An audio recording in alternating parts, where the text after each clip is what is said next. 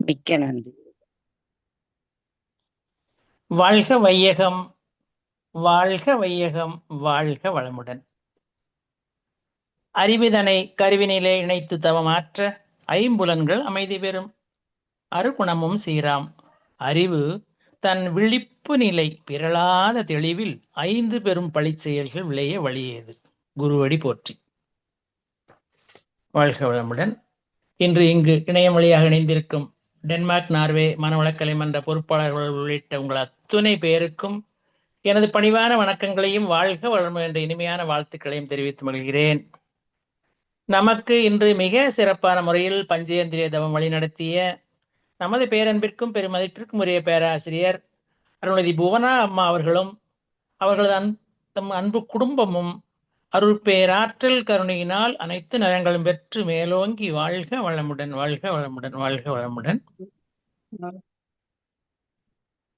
அருள் உள்ளம் கொண்ட இருபால் மையன்பர்களே, இன்றைய நிகழ்வுகள் அனைத்தையும் நம் குரு வேதாத்திரி மகரிஷி அவர்களே முன்னின்று நடத்தி தருவாராக.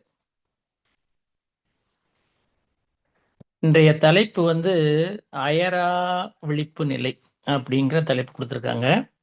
இப்ப விழிப்பு நிலை என்பது அப்படின்னா ஒருவித உஷார், அப்படி உஷார் நிலை தான் அது. இப்போ நாட்டில் ஏதாவது ஒரு பிரச்சனையால சூழ்நிலையில நம்ம கேள்விப்பட்டிருக்கோம், போலீசார் உஷார்படுத்தப்பட்டனர், இராணுவம் உஷார் நிலையில் வைக்கப்பட்டுள்ளது, அப்படிலாம் நமக்கு கேள்விப்படுறோம்.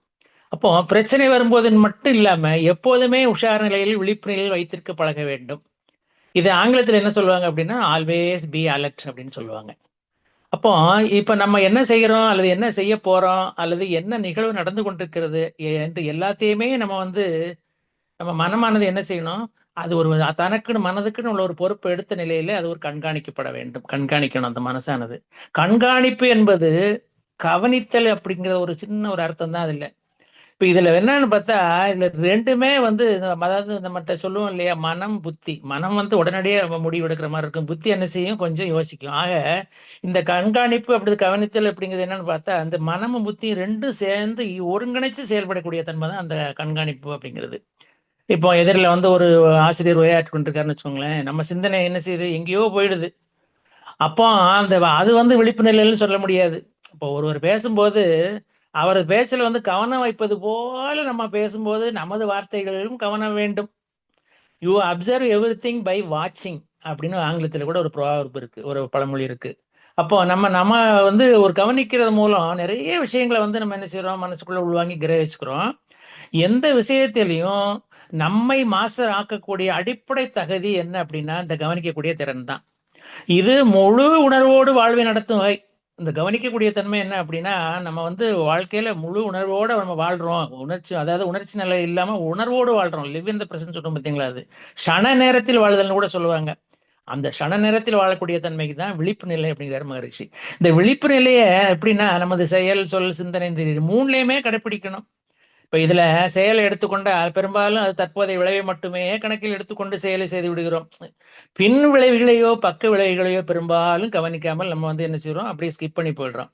எந்த செயலை செஞ்சாலும் அதன் தற்கால மற்றும் பிற்கால விளைவை கணக்கெடுத்துக்கிட்டே நம்ம செய்யணும். பின்னாடி பின்னாடி என்ன நடக்கும் அப்படிங்கிறத ஒரு உணர்வுபூர்வமா நினைச்சுக்கிட்டோம்னா அதை நம்ம செய்ய மாட்டோம், கரெக்டா செய்வோம்.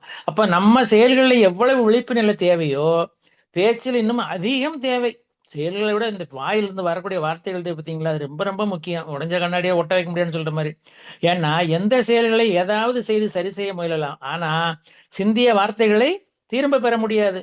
வேண்டுமானால் நான் அந்த அர்த்தத்தில் சொல்லவில்லைன்னு சொல்லி சமாளிச்சுக்கலாம், ஆனா சொன்னது சொன்னதுதான். அப்போ அந்த சொன்னதுக்கான விளைவுகள் கண்டிப்பா எப்பவுமே இன்னைக்கு இல்லைனாலும் என்னைக்கு இருந்தாலும் அது உண்டாகத்தான் செய்யும். அப்போ பிரச்சனைகளை பேசி உட்கார்ந்து நம்ம பேசணும்னு வச்சுக்கோங்களேன், அதுல கண்டிப்பா ஒரு கவனம் அப்படி பேசக்கூடிய நேரத்துல ஒரு கவனம் இருக்கணும். ஒரு பிரச்சனை வருது, அதுல நம்ம போய் நிக்கிறோம், அதுல நம்மளோட அபிப்பிராயம் சொல்லணும்னா ஒரு கவனமா செல்லணும். ஏன்னா சில நேரங்கள்ல பேச வந்த விஷயத்தை விட பேசிய வார்த்தைகளாலேயே பிரச்சனை பெருசாயிரும்.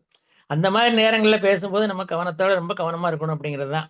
அதிலும் நம்ம பேசும்போது எதிர் தரப்பில் இருக்கக்கூடிய மக்கள் இருக்காங்க பாருங்க, அப்படியே அக்னி சுவாலையா நிற்பாங்க, நம்ம குறைகளை நம்ம சுட்டி காட்டு, நீ இப்படி பேசிட்டே அப்படி பேசிட்டேன்னு. ஆக மனதனுடைய பலமும் பலவீனமும் நமக்கு அப்பதான் தெரியும், மனசுக்கு நமக்கு தெரியும், நம்ம இப்படி பேசிட்டோமா அப்படின்னு சொல்லிட்டு. அப்போ அதே போல இன்னும் இப்ப நம்ம வந்து ஒவ்வொரு மனுஷனும் வந்து நம்ம ஒரு இடத்துல ஒருத்தரை மீட் பண்ண வச்சுக்கோங்களேன், அப்படி சந்திக்கக்கூடிய ஒவ்வொரு மனிதனுமே நமக்கு ஒரு ஆசான் தான்.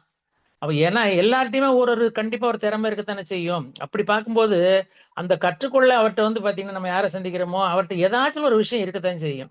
எப்பவும் என்ன சொல்லுவாரு அப்படின்னா, இது வந்து ஒரு அறிஞர் சொல்லக்கூடியது தான் அது.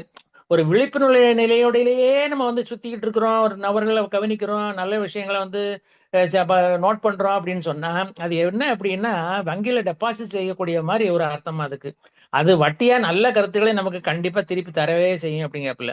இப்ப நம்ம அந்த காலத்துலலாம் பார்த்துருக்கோம். 2 சக்கர வாகனத்துல இப்ப டூ வீலர்ல போறோம்னு வச்சுக்கோங்களேன். ஒரு பள்ளிக்கூடத்து வழியா போகையில பிள்ளைகள் வந்து பஸ்ஸுக்காக வெயிட் பண்றாங்கன்னு வச்சுக்கோங்க. இப்ப நம்மளும் கூட அப்படி சில நேரங்கள்ல வந்து பஸ் வர்றதுக்காக வேண்டி ஒரு டூ வீலர் ஃப்ரீயா போனோம்னா லிஃப்ட் கேட்கத்தான் செய்வோம். அந்த மாரி போம்போது ஒரு நேரம் என்னாச்சு, அந்த பிள்ளைகள் நின்னுட்டு இருக்க சமயத்துல ஒரு மனசுக்கு வந்து நம்ம என்ன சொல்லுது அப்படின்னா, நான் சரி இவங்கள கூட்டிட்டு போனா என்ன?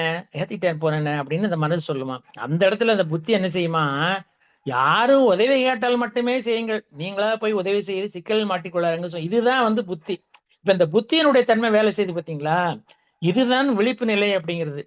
அப்போ அத மாதிரி இப்ப இன்னொரு விஷயம் பாருங்க. ஒரு சின்ன வருது. ஒரு முறை வந்து ஒருவர் தன் உறவினர் ஒருவருக்கு கைவசம் இருந்த ஒரு பாக்கெட் ஜூஸ கையில குடுத்து குடிங்க அப்படின்ட்டாரு. உடனே கொஞ்ச நேரம் கழிச்சு அந்த குடிச்சவரு என்ன செஞ்சாரு, கேட்கிறாரு திருப்பி. "என்ன ஜூஸ் குடுத்த? எனக்கு ஒரு மாரி இருக்கு." அப்படின்னு சொன்ன உடனே இவரு சொல்றாரு, "நான் கொய்யாப்பழ ஜூஸ் குடுத்தேன்" அப்படிங்கிறாரு. உடனே அவரு, "கொய்யாப்பழமா? எனக்கு அது ஒத்துக்கிறாதே" அப்படின்னால. ஏன்னா, கொய்யாப்பழம் வந்து அவருக்கு ரொம்ப புடிக்குமாம். ஒரு நேரம் காசிக்கு போயிருக்கும்போது, அங்க இப்ப பழக்கத்துல இருக்கு இல்லையா? ஏதாவது காசியில வந்து புடிச்சத ஒண்ண விட்டுட்டு வரணும் அப்படின்னு சொல்லிருவாங்களாம். அப்ப இவரு என்ன நெனச்சாரு, இவருக்கு கொய்யாப்பழம் ரொம்ப பிடிக்கும் பார்த்தீங்களா, இனிமே கொய்யாப்பழம் சாப்பிடுறதில்லை அப்படின்னு அந்த இடத்துல ஆழ் மனசுல ஒரு சங்கல்பத்த போட்டாராம். அப்ப அந்த சங்கல்பம் என்ன செய்யுது, இப்ப வந்து வேலை செய்ய ஆரம்பிச்சிருது. அப்போ காசிக்கு போனா உன்ன விட்டுறணும் அப்படிங்கிறது நாமும் கேள்விப்பட்டுட்டு தான் செய்றோம். இதே மாரி ஒருத்தர் காசிக்கு போயிட்டு வந்தாராம். அப்ப நண்பன் கேட்டாராம், "காசிக்கு போயிட்டு வந்தியா? என்னத்தையா விட்டுட்டு வந்த உனக்கு பிடிச்சமானது?" அப்படின்னு சொன்ன உடனே அவரு சொன்னாராம், "என் மனைவிய எனக்கு ரொம்ப பிடிக்கும்" அப்படின்னாப்புலயாம். இப்ப இதுலருந்து என்ன தெரியுது, சும்மா ஒரு ஜோக்குக்காக இந்த ஒரு தகவல் சொன்னோம். அந்த வகையில நமக்கு இன்னொன்னு என்ன அப்படின்னா, மகரிஷி கருத்துக்கள் வந்து நிறைய சொல்லியிருக்கிறாரு. அந்த வகையில அவர் வாழ்க்கையிலேயே நடந்த சில சம்பவங்கள் இருக்கு நமக்கு ஞாபகத்துக்கு வரும். இப்ப திருநெல்வேலியில வந்து பையன அடிச்சாரு. அங்க என்ன விழிப்பு நிலை தவறுச்சு. அது எப்படி? அதனுடைய தாக்கம் தான் நமக்கு சிறந்த விதத்தில் பயிற்சி வந்துச்சு. அதே போல குளியல் நம்ம கேள்விப்பட்டிருக்கோம். அதாவது உடனே என்ன செய்றாரு, அந்த அம்மா குளிர்ந்த தண்ணிய குளிச்சுட்டு இருக்கும்போது ஊத்துன உடனே, இவரு "உனக்கும் குளிர் தெரியும் பாரு" அப்படின்னு சொல்லி தூக்கி இப்ப திருப்பி அடிக்கிறாரு. அப்ப அந்த நிலையிலயும் விழிப்பு தவறிருச்சு. அது எப்படி? அதே போல இப்ப அந்த அயராத விழிப்பு நிலை வந்தால் தான் நமக்கு வெற்றி கிடைக்கும் அப்படிங்கிறது தான். இப்ப அதே மகரிஷி வாழ்க்கையில் நடந்தது தான். உணவு பரிமாறும்போது உணவுல உப்பு இல்ல. இப்போ உப்பு இல்லங்கும்போது, அத சுவைச்சு டேஸ்ட் பண்ணி சாப்பிடுறாரு. அப்ப 2 பேரும் இப்போ ம அந்த கமெண்ட் எல்லாம் நமக்கு தெரியும். அப்ப இதெல்லாம் என்னன்னு பார்த்தீங்கன்னா, இந்த விழிப்பு நிலைக்கு வந்து இறைவன் கொடுக்கக்கூடிய சோதனை அப்படின்னு எடுத்துக்கிட்ட ஒரு நிலைப்பாடு அந்த இடத்துல. அப்போ இந்த விழிப்பு நிலை வந்து என்ன செய்யுது அப்படின்னா, தன்னுக்கிட்ட இருக்கக்கூடிய பண்பை உயர்த்தும் அப்படிங்கிறார் குரு. சிந்தனை திறன் அதிகரிக்கும். அதற்கு அடிப்படை என்ன அப்படின்னு சொன்னா, தவம் அப்படிங்கிறது தான். இப்ப தவம் மட்டும் தவம் பண்ணும்போது தவத்தோடு கண்டிப்பா அகத்தாய்வு பயிற்சியும் சேரணும் அப்படிங்கிறது தான் நம்ம குரு நமக்கு சொல்லிக் குடுக்குற வழிகாட்டுதல். எப்படின்னா, இந்த பாலோடு சர்க்கரையும் சேருதுன்னு வச்சுக்கோங்களேன். அப்ப என்ன ஆகுது? அதனுடைய சுவை வந்து நமக்கு அதிகமாகுது. அது மாதிரி கண்டிப்பா அகத்தாய்வு பண்ணும்போது, அகத்தவம் மட்டும் பண்ணினா போதாது. அகத்தாய்வும் சேர்ந்து பண்ணணும் அப்படிங்கிறது தான். இப்ப விழிப்பு நிலை என்பது எப்படின்னா, என்ன சொல்றாருன்னா குரு, மனம் சார்ந்தது அப்படிங்கிறாரு. இப்போ ஒரு ஒரு வேலை பார்த்து ஒரு செயல் செஞ்சுட்டு இருக்கோம். ஆனா செஞ்சுட்டு இருக்கும்போது என்ன செய்யுது? மனம் வந்து எங்கேயோ அது பாட்டுக்கு டிராவல் பண்ணிட்டு இருக்கும். இப்போ பள்ளியில வந்து பாடம் நடத்திட்டு இருக்கும்போது நமக்கு சுவையில கேள்விப்பட்டது தான். வாத்தியார் கேட்கிறாரு பையன்ட்ட, "எல்லாம் நுழைஞ்சாயா நான் சொன்னதெல்லாம்?" அவன் சொல்லுவான், "வால் மட்டும் நுழையல சார்" அப்படிம்பான். அதே மாதிரி இந்த முக்கால ஞானம் அப்படிங்கிறதுக்கு குரு ஒண்ணு சொல்றாரு பாருங்களேன். அதாவது கடந்த கால அனுபவம், தற்கால சூழ்நிலை, இப்ப பிற்கால விளைவு அப்படிம்பாப்புல. இந்த அதாவது என்ன நட்சல் என்னன்னா, லிவ் இன் த பிரசன்ட் அப்படிங்கிறது தான். எப்படி? With awareness. அதுதான் அப்படின்னு சொல்லக்கூடியது தான் என்னுடைய சாராம்சம். அப்போ விழிப்பு நிலை அப்படிங்கிறதுல இந்த விங்கிற முதல் எழுத்த பாருங்களேன். ஒரு எழுத்த மட்டும் எடுத்துட்டா போதும். இப்ப கண்ணுல விழி இருக்கு வி. அந்த கண்ண பத்தி விஷயம் வருது பாருங்க. ஏன்னா நமக்கு தவத்துல அந்த கண்ணினுடைய ஆற்றல் வந்து ரொம்ப ரொம்ப முக்கியமானது. கண்ணுல விழி இருக்கு. உறக்கத்திலிருந்து உணர்வுக்கு வருவது விழித்து எழுதல். அதுல வி இருக்கு பாருங்க. அதான் தூங்காமல் தூங்கி சுகங்காண்மை எப்ப வாசம் வருது பார்த்தீங்களா? அது. அதே போல கண்ணின் நிலையற்ற உணர்வு என்பது அயர்தல். இப்போ அந்த கண்ணுல வந்து ஒரு ஸ்டெடினஸ் இல்லைன்னா என்ன அர்த்தம்? அசந்து வருது. அயரா விழிப்பு என்பது அறிவு, உணர்வு நிலை. அதாவது அறிவு வந்து என்ன செய்றது? உணர்வு நிலையிலே இருக்கிறது தான் அயரா விழிப்பு. கான்ஸ்டன்ட் அவேர்னஸ்ன்னு சொல்றாரு குரு. இப்போ நம்ம தவம் கூட நம்ம ஆரம்பிக்கும்போது என்ன சொல்றோம்? தலை, கழுத்து, முதுகுத்தண்டு நேராக வைத்துக் கொள்ளுவோம் அப்படின்னு சொல்ற பாத்தீங்களா? இது என்ன அர்த்தம் அந்த இடத்துல? இது வந்து உடலை பற்றிய விழிப்பு நிலை. அதாவது தவத்துல வரும்போது தூங்காமல் தூங்குறதுக்கு உடலை இப்போ சொல்லுவாங்க, தவம் பண்ணிட்டு இருக்கும்போது முன்பக்கம் தூங்குனா தூக்கம், பின்பக்கம் சாஞ்சாச்சுன்னா அது வந்து ஆக்சுவலா விழிப்பு நிலை அப்படிம்பாங்க. அப்ப இதெல்லாம் ஒரு நம்ம அனுபவத்துல பார்க்கக்கூடியதுதான். இப்போ கிராமங்கள்லயும் சரி, இப்பவும் சரி, வீட்டுகளில் வந்து பெரியவங்க சொல்லுவாங்க சின்னவங்களை பார்த்து, கவனமா இருக்கு செல், போயிட்டு வையா, இந்த வேலையை ஜாக்கிரதையா செய்யா, சூதானமா போயிட்டு வாப்பா அப்படிம்பாங்க. இதெல்லாம் என்ன அர்த்தம் அப்படின்னு சொன்னால், அந்த விழிப்பு நிலைக்கான ஒரு சாராம்சம் தான் அது. இப்ப வள்ளல் பெருமான் கூட என்ன சொல்றாரு பாருங்களேன், நம்ம கேள்விப்பட்ட பசித்திரு, தனித்திரு, விழித்திரு. பசித்திரு என்பது என்னது? ஆன்மீக தேடல் அப்படின்னு மகரிஷி சொல்லுவாரு. அதாவது அவர் மகரிஷி ஒரு இடத்துல சொல்றாரு பாருங்க, ரொம்ப அருமையா, அன்னம் உண்பதை குறைத்து ஆன்மீக பயிற்சியை செய்து வந்தேன் அப்படிம்பாரு. எவ்வளவு அருமையான வாசகம் பாருங்க இது. அப்போ அந்த உணவு முறை இருக்கு பார்த்தீங்களா, உணவு முறையில நம்ம கடைப்பிடிக்க சொல்லுவாங்க. பொதுவாக வந்து இப்போ காயகற்பத்தில் கூட வருது, எல்லா விஷயம் உடற்பயிற்சியும் நடத்தான் சரி, எம்டி ஸ்டொமக்கில் பண்ணணும் அப்படிங்கிறது. அதே போல இந்த நைட்ல பார்த்தீங்கன்னா காயகல்பம் நம்ம பெரும்பாலும் நமக்கு பண்ண வாய்ப்பே இல்லை. காரணம் என்னன்னா, அந்த 7 மணிக்கு சாத்விக உணவு நம்மளால எடுக்கக்கூடிய ஒரு சூழ்நிலை இதுவரைக்கும் நம்மளால யாரும், ஈவன் மனவளைக்கல் நண்பர்களை பேராசிரியர் பெருமக்களுக்கு அதை கடைபிடிக்க முடியாத நிலைமை தான் இருக்கும். ஸோ அந்த வகையில மகான் சொன்ன வாசகம் அது. அதே மாதிரி தனித்து இருந்தால் சாதனைகளுக்கு தனிமை. இப்போ கண்டிப்பா வந்து நம்ம தனிச்சு இருக்கும்போது நிறைய நம்மளால சாதனை பண்ண முடியும் அப்படிங்கிறது. இதே சொல்றாப்புல இல்லையா, இனிது இனிந்து ஏகாந்தம் இனிது அப்படின்னு அவை பிராட்டியர் சொல்றாங்க. ஆக நமக்கு மகான் கொடுத்த ஆக்னியில பாத்தீங்கன்னா அறிவு பிரகாசிக்கும் அப்படிங்கிறது தான் அவர் சொன்னது. துரியம் வந்து என்ன செய்யுது அப்படின்னா, துரியத்துல தவணும் போது சிந்தனை ஆற்றல் பெருக்கம் அதுல அதிகமா உண்டாகும் அப்படிங்கிறப்பல. அது மட்டும் இல்ல, இந்த வினை பதிவுகள் நம்ம கொண்டு வந்த 3 வித பதிவுகள் இருக்கு இல்லையா, சங்கீதம், பிரார்த்தம், இதெல்லாம் எப்படி போகணும் அப்படின்னா, கண்டிப்பா அகத்தாய்வு நம்ம செய்யணும் அப்படிங்கிறது தான். இப்போ அகத்தாய்வுக்கு நமக்கு விவரங்கள் நிறைய சொல்லியிருக்காரு குரு. அதாவது ஒரு தவம் பண்ணி துரிய நிலையில இருந்துதான் பண்ணணும் அப்படிங்கிறது தான். ஸோ அந்த பாயிண்ட்டையும் நம்ம ஞாபகம் வச்சுக்கணும். எடுத்த உடனே நம்ம வாட்டில் இப்போ என்ன மரால பயிற்சி கொடுத்துருக்காருன்னா ஸ்ட்ரெயிட்டாக போயிடக்கூடாது. ஒரு 2 நிமிஷம் ஆச்சுன்னா அந்த அறிவை கொண்டு போய் மனசை கொண்டு போய் தலை உச்சியில் வச்சுட்டு தான் அதுக்கப்புறம் அடுத்த ஸ்டெப் மூவ் பண்ணணும் அகத்தாய்வு அந்த சப்ஜெக்ட்டுக்கு. அதே போல் இப்போ நிறைய இடங்கள்ல பாருங்க, நம்ம கேள்விப்படுறோம், தினம் கூட கேள்விப்படும் கூட சொல்லலாம். ஒரு ஆப்ரேஷன் தியேட்டரில் பார்த்தீங்கன்னா நிறைய பல நேரங்களில் உள்ள வந்து முடிக்கும்போது சிசரின் சேர்த்து வச்சு தச்சு போடுவாங்க. அப்போ இது என்ன ஆகுது? இது விழிப்பு நிலை தவறிய நிலை தான். கண்டிப்பா இது கவனக்குறைவு தான் அப்படிங்கிறத நம்ம சொல்ல முடியும். அதே மாதிரி பிராக்டிக்கலா இப்ப கல்யாண வீட்டுகளுக்கு போறோம். இப்ப எப்படி ஒரு 10 பேர்ல ஒரு ஆள் என்ன செய்றாங்க, செப்பலை மாத்தி போடுறாங்க. அப்படி போடும்போது வர்ற அவஸ்தை இருக்கு, அது தாங்க முடியாத அவஸ்தை தான் சொல்ல முடியும்.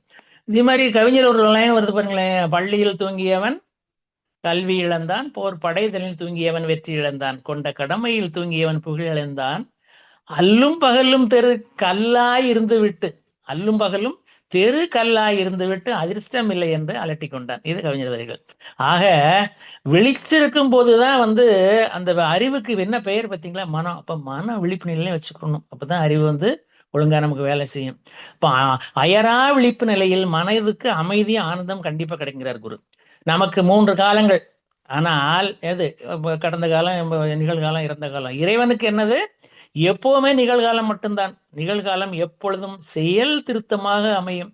இப்போ குரு சொல்லியிருப்பாரு சில நேரங்கள்ல, நான் நிறைய எல்லாத்தையும் உங்களுக்கு கருத்துக்களை பூரா கொடுத்துட்டேன், நீங்க இதுல என்னன்னாலும் நீங்க சேர்த்துக்கோங்க, ஆனா அடிப்படை பிறழாம பாத்துக்கோங்க அப்படிம்பாரு. அப்போ இறைவன் செய்யக்கூடிய எல்லா செயலுமே வந்து நல்ல செயலாத்தான் இருக்குமே ஒழிய அதுல திருத்துறதுக்கான வாய்ப்பு அவன் கொடுக்கவே மாட்டான். எப்பொழுதும் செயல் திருத்தமா தான் இருக்கும் இறைவனுடைய தன்மைகள் எல்லாமே. அப்போ செய்யும் காரியத்தை நம்ம வந்து என்ன செய்யணும், எப்ப எந்த வேலை பார்த்தாலும் அதை பார்த்துக்கிட்டே செய்தாதான் விழிப்புணர்வு இருக்குமா. நம்ம வாட்டில் கண்ணை மூடிட்டே செய்யறோம்னு சொல்லணும், ஒரு நேரங்களில் வெற்றி கொடுத்தாலும் கூட நம்ம என்ன செய்யறோம் அப்படிங்கிற ஒரு உணர்வோட செஞ்சாதான் அதுக்கு வந்து நமக்கு அது வெற்றி கிடைக்கும் அப்படிங்கிறது. அது எப்படி ஒரு பொருளுக்கு சில நேரங்களில் காவல் காத்துட்டு இருப்போம் பார்த்தீங்களா, அந்த காவல் அப்படிங்கிறது இந்த இடத்துல ஒரு நினைச்சு பார்க்கணும். இப்போ ஆக்னியில் நம்ம தவம் பண்ண பண்ணணும் இல்லையா, பஞ்சேந்திரத்தை பண்ணும்போது மகான் என்ன சொல்றாருன்னா, அந்த இடத்துல நம்ம உற்று பார்க்கணும், புள்ளியா ஒடுங்கணும் அப்படிங்கிறது ஒண்ணும் கிடையாது. ஆக்னியில காவல் இருக்கணும் அப்படிங்கிறாரு. அதாவது அந்த மனசை என்ன செய்யணுமா, இழுத்து பிடிச்சு வச்சுக்கிறணுமா, பூட்டு போட்ட மாதிரி. எப்படின்னா, இப்ப மனசு எங்கேயோ ஓட ஆரம்பிக்குன்னா நம்ம உடனே அது உள்முகமா பேசணுமா, ஏய் நான் தவம் பண்ணிக்கிட்டு இருக்கேன், எங்கேயாச்சும் போன வந்து பின்னி பின்னி அப்படிங்கிற மாதிரி அதை ஒரு மிரட்டி அந்த மனசை நம்ம கூடயே வச்சுக்கிறணுமா. அதே போல ஆன்மாவும் பரமாவும் இணையும் போதுதான் வந்து உணர்வு. அதாவது ஆன்மாவும் பரமாவும் இணையும் போது என்ன செய்யுது, அந்த இடத்துல உணர்வு வந்து கொஞ்சம் கம்மியா தான் வருங்கிறப்பல. ஆனா இந்த நல்ல தவம் பண்ணக்கூடிய தவசிகள்னு சொல்றாங்க பார்த்தீங்கன்னா, நல்ல தவம் பண்ணக்கூடியவங்களுக்கு வந்து அந்த துன்பம் வந்து துன்பமாவே தெரியாதான். காரணம் என்ன அப்படின்னா, அவங்களுக்கு துன்பமும் ஒண்ணுதான், இன்பமும் ஒண்ணுதான். துன்பத்தையே வந்து விரும்பி ஏற்றுக்கொள்வார்களாம். அந்த நேரத்தில் அவங்களுக்கு துன்பங்கள் தோல்வி வரும்னு கேள்விப்பட்டிருக்கும் பார்த்தீங்களா? அப்ப விழிப்பு நிலை என்பது, இப்போ ஒரு சின்ன உதாரணம் கூட, ஒரு குழந்தைக்கு ஒரு சாக்லேட் வாங்குறோம்னு வச்சுக்கோங்க. அப்ப கூட வாங்கும்போது கூட அதை லேச புரட்டி முன்னையும் பின்னையும் பார்க்கணுமா, டேட் இருக்கா, எஃபெக்டிவா இருக்கா அப்படிங்கிற மாதிரி. அதே ஒரு விழிப்பு நிலை தான் அப்படிங்கிறது தான். அதே போல இப்ப நம்ம உறங்கி காலையில எந்திக்கணும்னு வச்சுக்கோங்க. எந்திக்கும் போது பாத்தீங்கன்னா, அங்கிட்டு அங்கிட்டு இங்கிட்டும் இடத்த மாதிரி கால் மாடு தலை மாடு மாத்தாங்க இருப்போம். இப்ப அதெல்லாம் நமக்கு தெரிஞ்ச ஒரு செய்திகள் தான். இதை கூட என்ன சொல்லுவாருன்னா, குன்றக்குடி அடிகளார் சொல்லுவாரு, மனிதன் இருக்கும் இடத்தில் இருந்து கொண்டு அவன் எல்லா இடத்துக்கும் நடக்கிறான். அதனால அவனுக்கு கால்நடைங்கிற பேரே வேண்டாம் அப்படிம்பாரான் குன்றக்குடி அடிகளார். அவனுக்கு தேவையே இல்லை அப்படின்னு சொல்லுவாரான். அப்போ ஆன்மீகம் என்பது என்ன அப்படின்னு சொன்னா, ஆன்மாவை சந்தோஷப்படுத்துவது. இப்போ ஒரு வீட்டில் நம்ம இருக்கோம் வச்சுக்கோங்களேன். வீட்டில் வந்து காப்பி கிடைக்குமா அப்படின்னு ஒரு கேட்டால் அது தன்மை வேற. காப்பி தருவியா தரமாட்டியா அப்படின்னு மிரட்டோம்னு வச்சுக்கோங்க. அங்கேருந்து ஒரு லுக் வரும். அது வந்து அதிலே திருசுமோ ரிசல்ட், ஆஹா இன்னைக்கு நமக்கு சுவையான காப்பி கிடைக்குங்க. ஆக இதெல்லாம் வந்து ஒரு விழிப்பு நிலையில் யூஸ் பண்ணக்கூடிய வார்த்தைகள். அதே போல் இன்னொரு விஷயம் முக்கியமான என்னன்னு கேட்டால், இப்போ நம்மகிட்ட படித்த மாணவர்கள் எதுக்கு வாராருன்னு வச்சுக்கோங்க. வரும்போது நம்ம உட்காந்துருக்கோம். அவன் ஸ்டூடெண்ட், நம்ம ஆசிரியர். என்ன ரிட்டர்ன் ஆனாலும் கூட. ஆனாலும் அவன் வரும்போது நம்ம எந்திக்கிறது இல்லை. எந்திக்க வேண்டிய அவசியமே இல்லை. ஆனா நம்ம உட்கார்ந்துருக்கும் போது நமக்கு எதுக்கு ஒரு ஆசிரியர் வராருன்னு வச்சுக்கோங்க. நமக்கு பாடம் கற்பித்து கொடுத்த ஆசிரியர் வராருன்னு சொன்னா, அந்த நேரத்துல எந்திக்காம உட்கார்ந்துட்டு இருக்கிறது நான் கவனிக்கல அப்படின்னு சொல்லக்கூடியது விழிப்பு நிலை இல்லாதது அப்படிங்கிறப்பல. அதே போல இன்னொரு இடத்துல பாருங்க, ஒண்ணு ரொம்ப எளிமையான உதாரணம் தான். அவசரக்காரனுக்கு அண்டாவுக்குள்ள கூட கை நுழையாதும்பாங்க. காரணம் அங்க என்ன அப்படின்னா, அங்க விழிப்பு நிலை இல்லை அப்படிங்கிறது தான் அதுல வரக்கூடிய ஒரு அர்த்தம். சோ அந்த மாதிரி பார்க்கும்போது நமக்கு இன்னும் மகான்களுடைய கருத்துக்கள் நிறைய இருக்கு.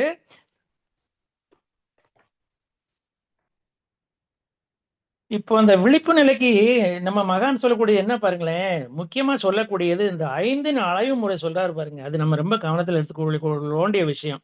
காரணம் என்னன்னா, அதுல தான் வந்து நமக்கு அஹ், வரக்கூடிய சிரமங்கள் வந்து ஒ- என்ன சொல்றது, அடிப்படை காரணமே வந்து அந்த 5 அளவு முறை தான் அப்படின்னு கூட நம்ம எடுத்துக்கலாம். இந்த உணவு, உழைப்பு, உறக்கம், பாலுறவு, எண்ணம் இருக்கு பார்த்தீங்களா? இதுல வந்து விழிப்பு நிலையில இருந்தாலே நமக்கு வந்து கண்டிப்பா நடக்கிறது எல்லாமே வந்து நல்லது தான் நடக்கும் அப்படிங்கிறது. அந்த வகையில நமக்கு அந்த 7 மணி அட்வான்ஸ் சமாச்சாரம், அட்வான்ஸுக்கு நேரத்திலேயே சாப்பிட்றோம் பாருங்க. அந்த தன்மையும் நமக்கு விழிப்பு நிலை இருக்கும்போது அதை அமுல்படுத்த முடியும் அப்படிங்கிறதான் வந்து நமக்கு மகான் சொல்லக்கூடிய ஒரு கருத்து. இந்த இன்னொன்னு சொன்னார் பார்த்தீங்களா ஆரம்பத்துல, அதாவது அறிவுதான விழிப்பு நிலை பிறழாத தெளிவில் நமக்கு ஐம்பெரும் பழிச்செயல்கள் குறையும் அப்படின்னு சொன்னார் பாருங்க. அது அருமையான ஒரு இடம். அது என்ன அப்படின்னா, இப்ப வந்து தவம்னு என்ன சொல்றோம், அறிவை அறியத்தான் வந்து நம்ம அகத்தவம் பண்றோம். தவத்தோட தவத்தினுடைய தன்மை இப்ப ஆக்னியில வந்து நமக்கு இப்ப பஞ்சேந்திரிய தவம் ஏற்றணும் பார்த்தீங்களா? அதுல என்ன ஆகுது, ஃபர்ஸ்ட் அட்டாக்கே வந்து இந்த தவத்தினுடைய தன்மை ஐம்புலன்கள் மீது தான். அப்புறம் என்ன செய்யுது, அந்த நேரத்துல ஐம்புலன்கள் போகும்போது ஆக்னிக்கு போய் நிக்கிறோம். அங்க அறிவு லேசா முழிக்க ஆரம்பிக்குது. அடுத்தாப்புல ஃபர்தரா டிராவல் பண்ணுது. அப்படி பண்ணும்போது என்ன இருக்குன்னா, இந்த மகான் சொன்ன கவி பிரகாரம் அறிவு தானே கருவினையில அறிந்த ஆற்றல் வரும் பார்த்தீங்களா? அந்த இடத்துல என்ன செய்யுது, அருகுணங்கள் இருக்கு பார்த்தீங்களா? பேராசை முதல் வஞ்சம் வரை. அது எல்லாத்தையும் வந்து கம்ப்ளீட்டா தூக்கி ஒதுக்கி வச்சிருது. அது மட்டும் இல்லாம அதனுடைய எக்ஸ்டென்ஷன் எங்க போய் நிக்கி, ஐம்பெரும் பழி செயல்கள் இருக்கு பார்த்தீங்களா? பொய், களவு, சூது, சமாச்சாரங்கள். அது கூட வந்து அது பக்கத்துல நம்ம வராம பாத்துக்கிறது அப்படிங்கிறது தான் நமக்கு வந்து இன்னைக்கு எடுத்த நம்ம இப்ப நம்ம பண்ணின தவத்தினுடைய ஒரு தாக்கம் கூட எடுத்துக்கலாம். அத போல இன்னும் வந்து இந்த இப்ப அயரா விழிப்பு நிலைக்கு மகான் சொல்லி வரக்கூடியது என்ன அப்படின்னா, அறிவு எப்பவுமே வந்து விழிப்பு நிலை தான் இருக்கணும் அப்படிங்கிறது தான். இப்போ நான் இந்த உடலை எடுத்து வந்திருக்கிறேன், வினைகளை களைய வேண்டும், இறைவனை அடைய வேண்டும். அதற்கு தவறு செய்யாமல் நல்லதை மட்டும் செய்து கொண்டு வர வேண்டும் என்ற மனநிலையே தான் விழிப்பு நிலை அப்படிங்கிறார் நம்ம குரு. அப்ப இந்த விழிப்பு நிலையில இருக்கும்போது தான் நம்ம சொன்ன மாதிரி அந்த ஐம்பெரும் பாவ செயல்கள் இருக்கு பார்த்தீங்களா? அது முதல் கொண்டு நம்ம பக்கம் வராது அப்படிங்கிற ஒரு தன்மைக்கு தான் வந்து மகான் சொன்னக்கூடிய ஒரு கருத்து. அது போல இன்னொரு இடத்துலயும் நமக்கு வந்து ஒரு சில சில ஒரு சின்ன ஒரு நமக்குள்ள கருத்துக்களை மனதில் எடுத்துக்கிறோமே. இப்ப இந்த ஆக்கினேய தவம்னு பண்ணும்போது என்ன செய்யுது அப்படின்னா, ஆகியத்தினுடைய தன்மைகளை பாருங்களேன். ஆக்கினேய தவம் ஆசையை போக்கும், துரிய தவம் துன்பத்தை போக்கும், இறையை அறிவது ஐந்தறிவு. இறை அப்படிங்கிறது உணவு, ரா இடையின இறையை அறிவது ஐந்தறிவு, இறையை வல்லினர அறிவது ஆறாவது அறிவு அப்படிங்கிறது குருனுடைய தத்துவத்தில் வரக்கூடியது. அதுபோல இந்த ஆன்மீகத்தினுடைய, அதாவது இன்று நிதானம், பிரசன்ட் சொல்றோம் பார்த்தீங்களா, இன்று நிதானம் அது ஆன்மீகத்தின் அச்சாரம்னு கூட நம்ம எடுத்துக்கலாம். நாளை தியானம் இன்னைக்கு செடியா ஆயிட்டோம்னு வச்சுக்கோங்க, நாளைக்கு தியானம் பண்ணணும்னு ஸ்டாண்ட் எடுத்துட்டோம்னா நாளைக்கு நம்ம கண்டிப்பா தியானம் பண்ணத்தான் செய்வோம். பலன் என்ன இருக்கு? அதனுடைய தன்மை வந்து விழிப்பு நிலை நமக்கு கிடைக்குது. நாளை மறுநாள் என்ன செய்யுது? ஞானம் கிடைச்சு போகுது. ஆக இது வந்து யாருடைய கூட இதுன்னு சொல்லலாம்? குருவினுடைய கொடைன்னு கூட நம்ம சொல்லலாம். ஸோ அந்த வகையில இந்த விழிப்பு நிலைக்கு வந்து இன்னும் மகரிஷி சொல்லக்கூடிய ஒரு கருத்து ஒன்று இருக்கு பாருங்க. அதாவது அறிவை வந்து அறியும் ஆன்மீக வாழ்வில் ஈடுபட்டிருக்கும் நாம் எங்கு இருக்கிறோம், எப்படி இருக்கிறோம், என்ன செய்து கொண்டிருக்கிறோம் என்பதை உணர்ந்து எப்போதும் விழிப்பு நிலை கொண்டு பிறருக்கு துன்பம் தராத செயல்களையே எந்த கணமும் செய்து கொண்டிருக்க வேண்டுங்கிறார். இதுக்கு தான் அவர் கொடுத்த கொடை என்னன்னா, நமக்கு ஏன்றொழுக்க பண்பாடு. யாருக்குமே துன்பம் தரக்கூடாது. எந்த செயல் செஞ்சாலும் இப்போ சொல்ல கேட்பாங்க இல்லையா? ஒரு நண்பர் வந்து கேட்கும்போது ஒண்ணு சொல்ல வருவாரு. அப்போ அவர் வந்துட்டு சொல்லுவாரு, "இங்க பாரு, நீ சொல்ல வர்றதெல்லாம் சரிதான். இது இதனால உனக்கு பிரயோஜனப்படுமா? எனக்கு பிரயோஜனப்படுமாம்பாரு முதல்ல. அவன் எதிர்த்தவரை இல்ல அப்படிம்பாரு. உனக்கு இல்ல. அப்ப யாருக்காச்சும் பொதுமக்களுக்கு இல்ல. இப்ப நீ சொல்ல வேண்டான்றுவாரு. அந்த இடத்துல தான் விழிப்பு நிலை அப்படிங்கிறது. அப்ப விழிப்பு நிலையோடு தான் வந்து நம்ம அளவுக்கு தக்கபடி தான் நம்ம வந்து பிறருக்கு உதவி செய்யணும். இப்போ ஹெல்ப் பண்ண நினைக்கிறோம். அது வந்து இப்ப ஆத்துல கொட்டினாலும் அளந்து போட்டுன்னு சொல்லுவாங்க பாத்தீங்களா? அந்த வகையில அளவுக்கு தக்கபடிதான் நம்ம வந்து பிறருக்கு உதவி செய்யணும். இப்போ ஒரு நீதிபதிக்கு முன்னாடி குற்றவாளியை நிறுத்திருக்கும் போது, அவர் நீதிபதி மனசுல என்ன நினைக்கிறாரு அப்படின்னா, இவன் குற்றம் செய்யாம கூட இருக்க வாய்ப்புகள் இருக்கு இல்லையா? அப்படின்னு வந்து நம்ம நினைக்கிறாரு பாத்தீங்களா அந்த இடத்துல நீதிபதி. இதே நம்ம மகரிஷி இப்படி போய் ஃபிட் பண்றாரு இதுல. இப்ப நம்மகிட்ட ஹெல்ப்னு வரவங்கள கேட்கறவங்கள்ட்ட என்ன சொல்லணுமா, இவன் நமக்கு ஹெல்ப் பண்ணுவான் இல்ல சும்மா இப்ப ஏமாத்துக்காக தான் இப்படி வந்து நிக்கிறானா, நம்மகிட்ட உதவி கேட்கிறானா அப்படின்னு நம்ம மனசுக்குள்ளேயே எழுப்பிக்கிட்டு அந்த கேள்விய, அதுக்கப்புறம் அவன் நல்லவன் தான் சோதிச்ச பிறகு அவனுக்கு உதவி பண்ணணும் அப்படிங்கிறாப்புல. இப்ப இந்த இப்ப உள்ள காலகட்டங்கள்லாம் பார்த்தா நம்ம அனுபவபூர்வமா இப்ப 1, 2 இடங்கள் நடக்கத்தான் செய்யுது. இப்ப இப்ப இப்ப பிச்சைக்காரர்கள் இருக்காங்கன்னு வச்சுக்கோங்களேன், வந்து காசுக்காக நிப்பாங்க. இப்ப 10 பேர்ல 5, 6 பேருக்கு மேல அந்த காசை வாங்கிட்டு எங்க போறாங்கன்னு நமக்கு தெரியும். அவங்களுடைய குணநலங்கள் மாறித்தான் போகுது. அதுல அந்த 1% 10 பேர்ல ஒரு 1% மக்கள் என்ன செய்றாங்க அப்படின்னா, இப்பல்லாம் கையை நீட்டும் போதே, "வா உனக்கு சாப்பாடு வாங்கி தரேன். நான் கொண்டு போய் நீ சாப்பிடு" அப்படிங்கிறாங்க. அவன் என்ன செய்றான் உடனடியே அந்த அந்த மினிட்டே வந்து எஸ்கேப் ஆயிடுறான். அப்படின்னா என்ன அர்த்தம்? அவன் குணம் எங்க நிக்கு அப்படின்னு நமக்கு தெரியும். அதே போல இன்னொரு இடத்துல மகரிஷி என்ன சொல்றாருன்னா, எண்ணம், சொல், செயல் 3லும் விழிப்போடு இருக்க வேண்டும் அப்படிங்கிறாரு. இதுக்கு தான் அந்த தவம், தர்சனை பத்தி நம்ம சொன்னோம். இப்ப இந்த மாதிரி 2ம் சேர்ந்து பண்ணும்போது என்ன ஆகுது அப்படின்னா, அறிவு கூர்மை அடைந்து கிரகிக்கும் சக்தி, இந்த ரிசப்டிவிட்டி அப்படிங்கிறாரு அந்த இடத்துல. ரிசப்டிவிட்டி வந்து அதிகப்படுத்தப்படும். அதை நம்ம இம்ப்ரூவ் பண்ண முடிஞ்சுக்கிறோம் அப்படிங்கிறாரு. அதே போல அந்த குணம் இருக்கும்போது என்ன தவம் அகத்தவம் அகத்தாயும் செய்யும்போது பிறரோடு ஒத்து வாழும் நிலையும் சந்தர்ப்ப சூழ்நிலைக்கு ஏற்ப சகித்து போகும் நிலையும் அடாப்டபிலிட்டி சொல்றாரு பார்த்தீங்களா? இருக்கு பார்த்தீங்களா? அதுதான் வந்து மகான் வந்து விழிப்பு நிலைக்கு சொல்லக்கூடிய ஒரு விளக்கம். அதே மாதிரி இன்னொரு இடத்துல சுவாமி பரமானந்தர் கூட என்ன சொல்றாரு அப்படின்னா, இதை பத்தி சொல்லும்போது, அதாவது ஆக்கப்பூர்வமான உற்சாகம் அளிக்கின்ற அன்பான வார்த்தைகளை என்னால் ஒருவேளை பேச முடியவில்லை எனில் எதையும் பேசாமல் இருப்பேன் அப்படிங்கிறார். அப்போ அந்த வார்த்தைகள், அதாவது செயல் வந்து என்னாலும் செஞ்சுட்டு போயிருவோம். அந்த செய்யறதுக்கு முன்னாடி விழிப்புணர்வு இருக்கிறதுக்கு தான் சுவாமி பரமானந்தர் சொல்லக்கூடிய ஒரு இப்ப இதுதான் வந்து நம்ம அவர் என்ன சொல்றாரு, அப்படி நம்ம குரு என்ன சொல்லிட்டு போயிட்டாரு, அதை அப்படியே வந்து மௌனத்துக்கு கொண்டு போயிட்டாரு.